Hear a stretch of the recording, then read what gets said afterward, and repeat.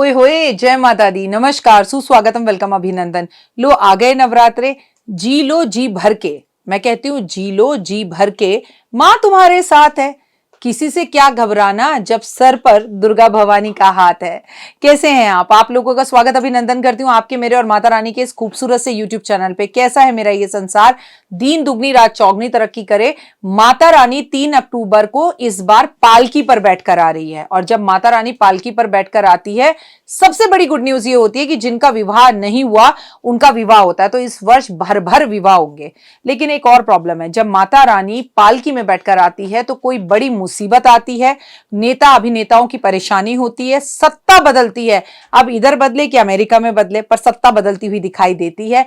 पूरे विश्व में जो है कोई बड़ी बीमारी आती है जब माता रानी पालकी पर आती है। किसी तरह की कोई मौसम जो है आपदा आती है, भूकंप आता है जब मां पालकी पर बैठकर आती है। जब मां पालकी पर बैठकर आती है तो कोई बड़ा ऐसा बीमारी या ऐसा कोई चीज होती है देश और दुनिया में जो संसार के लिए अच्छी नहीं होती। ना ना ना ना, डरो मत, इसका भी एक उपाय है। अगर आप कर लोगे तो जीवन में कभी किसी तरह की कोई परेशानी आपको टच नहीं कर पाएगी। लेकिन क्या है वो उपाय, अगर आप वो जानना चाहते तो थोड़ा सा तो रुकना पड़ेगा। लेकिन सबसे पहले हमेशा की तरह बिलीव इन कर्मा।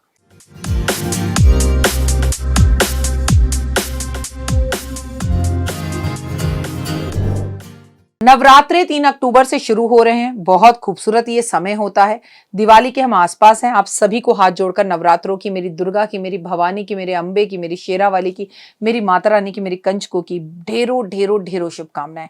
हाँ, माँ पालकी पर बैठकर आ रही हैं और मुर्गे पर बैठकर जा रही हैं। मुर्गे पर माँ का जाना भी किसी तरह की आपदा, बीमारी या महामारी को बताता है।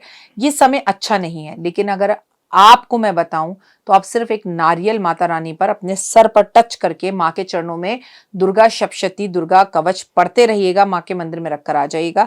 यकीन मानिए कि आपको किसी तरह की कोई परेशानी नहीं होगी।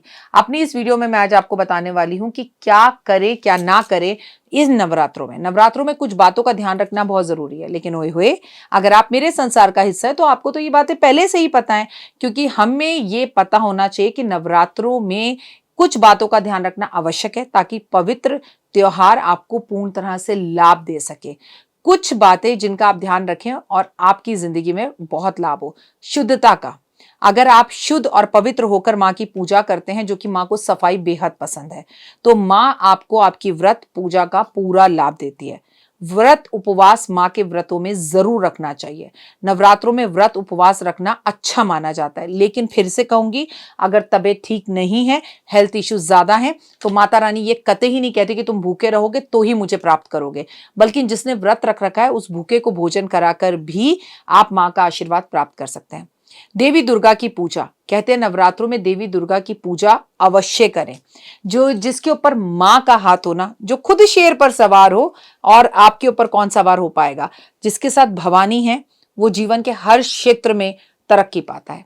साफ सुथरा जरूर रहें, रोज नहाएं, रोज नए कपड़े पहने, काले नीले कपड़ों से दूर रहें, पवित्र वस्त्र पहने। नवरात्रों में किसी और के मांगे हुए कपड़े पहनने को अवॉइड करें। दान पुण्य, नवरात्रों में दान पुण्य बहुत अच्छा माना जाता है। किसी के साथ बुरा व्यवहार कभी भी नहीं करना चाहिए, लेकिन नवरात्रों में तो कतई नहीं। खासकर आपके घर में काम करने वाले बच्चे, आपकी मेड्स, आपके ड्राइवर, आपके गार्ड्स, आपकी बीवी, आपकी माँ और आपके बच्चे। अच्छा बोलो ना, हमेशा ही अच्छा बोलो। क्यों नवरात्रों को लेकर मीठा बोलो, ऐसी वाणी बोलिए मन का आपा खोल, औरन को शीतल करे आपहु शीतल हो। झूठ बोलने से नवरात्रों में बचना चाहिए। चोरी करने से, किसी का धन खाने से, झूठ बोलकर किसी के पैसे लेने से बचना चाहिए। ओए होए, सावधान, धरती पर है माता रानी। यूं सुबह करोगे शाम को रिजल्ट आएंगे, मां इंतजार नहीं करेगी रिजल्ट का। धार्मिक आध्यात्मिक गतिविधियों में भाग लें। नवरात्रों में मंदिर सजवाएं, जहां पर अच्छे कार्य हो रहे हैं वहां जरूर जाएं, डांडिया जरूर खेलें। नवरात्रि एक महत्वपूर्ण हिंदू त्योहार है जिसमें देवी दुर्गा की पूजा की जाती है। यहाँ कुछ बातों पर नवरात्रि पर अगर आप ध्यान रखें, दुर्गा माँ की पूजा करना, व्रत रखना, दान पुण्य करना, साफ सुथरा रहना, तो माँ बेहद खुश होती है। देखिए, मांसाहारी भोजन बिल्कुल नहीं करना चाहिए, शराब नहीं पीनी चाहिए, बुरा व्यवहार नहीं करना चाहिए, झूठ बोलने से, चोरी करने से, इन चीजों से आपको बचना चाहिए। अगर आप नवरात्रों में इन बातों का ध्यान रखते हो तो माता 100% आपको बहुत अच्छा रिजल्ट देती है।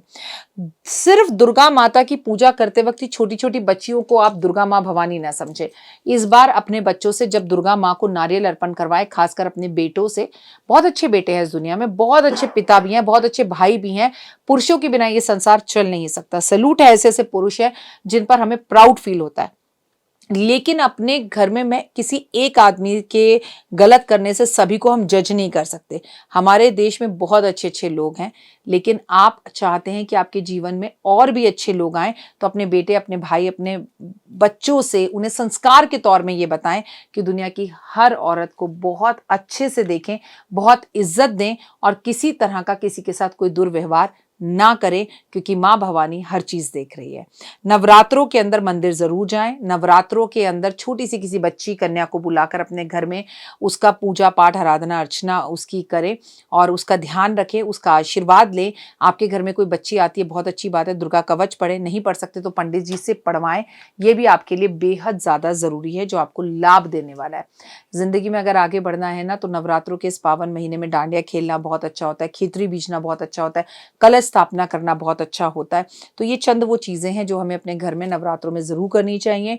नवरात्रों के अंदर हमें कोशिश करना चाहिए कि माँ दुर्गा भवानी को घर में बिठाकर घर को अकेला ना छोड़े। अगर आपको ऑफिस जाना पड़ रहा है तो आपकी मेड घर में रह सकती है, माँ घर में रह सकती है, आपके पति घर में रह सकते हैं, लेकिन आप खुद लहसुन प्याज खाने से बचें और दूसरों के घर का खाना खाने से बचें। जब मौका मिले माँ के मंदिर में झंडा जरूर लगा कर आए, नारियल अर्पण करें। माँ को श्रृंगार, सिंदूर और इत्र बेहद ज्यादा पसंद है और सबसे ज्यादा पसंद है माँ को अनार। मैं लाई हूं दाने अनार के, मेरी मैया के 9 दिन बहार के। बिजली वाले तेरा क्या जाएगा, बिजली वाले तेरा क्या जाएगा, तेरी बिजली से भवन सज जाएगा। तो माँ के भवन को गुब्बारों से सजवाइए, बिजली से सजवाइए और माँ के आगे अपनी मनोकामना बिल्कुल झोली फैला के दंडवत होकर ऐसे करिए जैसे एक बच्चा अपनी माँ से किसी चीज को प्राप्त करने के लिए जिद करता है। तो 100% आपको रिजल्ट मिलेंगे और आपकी हर मनोकामना पूर्ण होगी। उम्मीद है आपको मेरी वीडियो पसंद आ रही होंगी। और 2 मिनट का उपाय, जिंदगी बदल जाए, ओए होए, वो तो मैं आपके साथ नवरात्रों में शेयर करती रहूंगी। माँ के भोग भी आपको अगली वीडियो में बताऊंगी, माँ के रंग भी आपको बताऊंगी। आज की इस वीडियो में मैंने आपको बताया क्या करे क्या ना करे, पर 3 अक्टूबर से नवरात्रों का पावन समय शुरू हो रहा है। तो बोलिए जयकारा शेरावाली दा बोल साचे दरबार की जय। अपने घर में नवरात्रों में ढोलक जरूर बजाएं, संभवतः हो सके तो माँ की जोत जलाएं। अखंड जोत अगर कभी कभी बुझ भी जाती है तो हुए नकारात्मक होने की जरूरत नहीं है। ताही विधि राखे राम, ताही विधि रहिए। सीताराम सीताराम सीताराम कहिए। जय माता दी।